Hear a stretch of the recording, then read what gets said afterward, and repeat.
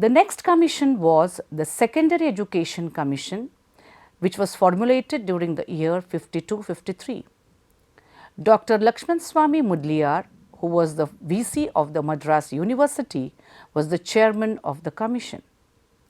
The focus was organization and content of secondary education and its relationship to primary and higher education.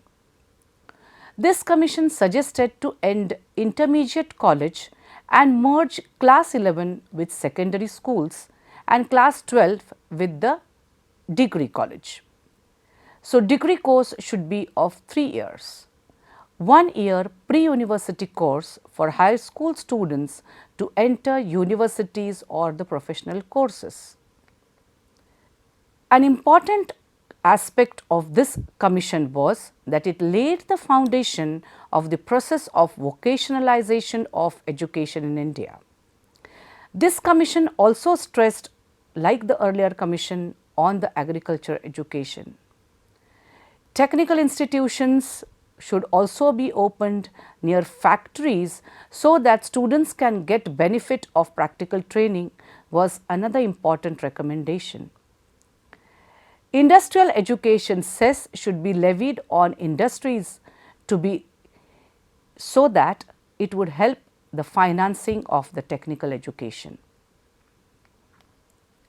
The third commission was the Indian Education Commission 1964-66. Dr. D.S. Kothari, who was the chairman of the UGC, was also the chairman of this particular commission. This commission is regarded as one of the important landmarks in the history of education in India. The committee had 5 foreign experts from countries such as the USA, UK, USSR, France and Japan. They believed that education is the most powerful weapon of national development.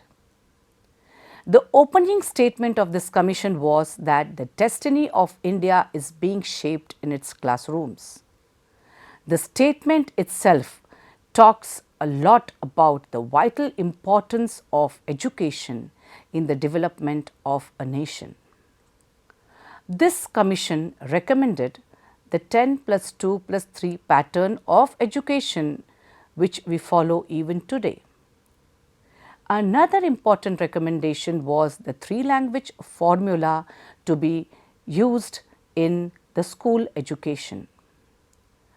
This commission has a great importance because it was on the basis of this report that the new education policy was later on declared in the year 1968.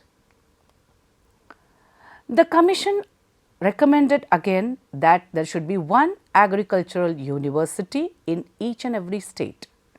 These should be, as far as possible, be single campus universities, but wherever necessary, they may have constituent colleges on different campuses.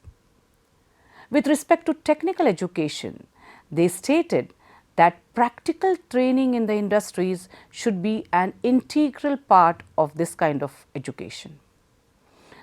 In other words, technical education and research should be related closely to the industry. Part-time education and correspondence courses should be developed on a large scale at the university stage. An effort should be made continuously to maintain a proper balance between the output of the educational institutions and the employment opportunities. Thus, this commission made a very important recommendation with respect to the kind of education that was given in our country and the employment opportunities which were generated.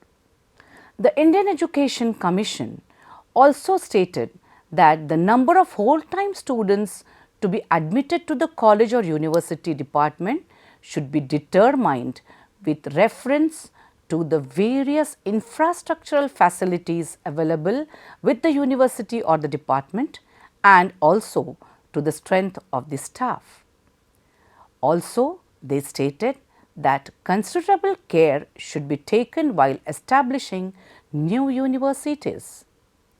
They should be started only and only after an adequate provision of funds had been made for the purpose and due care had been taken to ensure proper standards. They also stated that special attention should be given to the organization of postgraduate courses and to the improvement of standards of training and research at this level. Centers of advanced studies should be strengthened and a small number of clusters of centers aiming at the highest possible standards in research and training should be established. There is a need to give increased support to research in universities. The institutions for research should, as far as possible, function within the fold of universities or in intimate association with them. Thus, we realize that this commission emphasized on the quality and the standard of the kind of education that was being imparted in the institutions. This commission laid the foundation, as I said earlier, for the National Policy on Education 1968. This policy was promulgated by Srimati Indira Gandhi.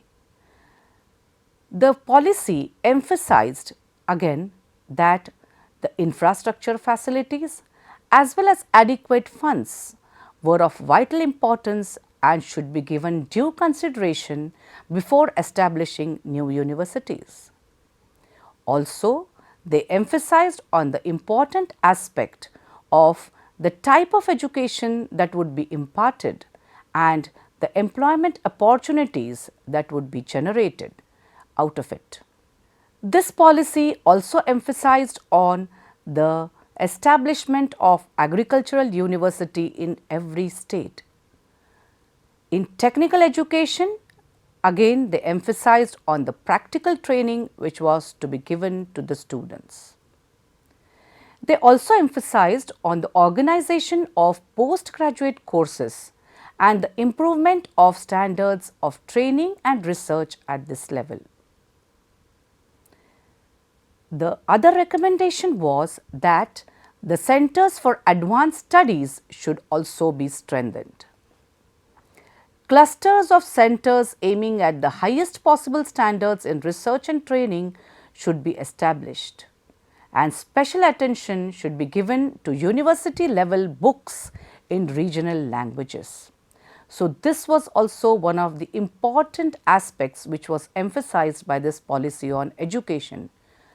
Many of the aspects were on the similar lines of the earlier commissions, like establishment of the agricultural universities, relating technical education with the practical training, emphasis on the research that was being done at the higher education level, establishment of advanced studies and also the cluster of centers.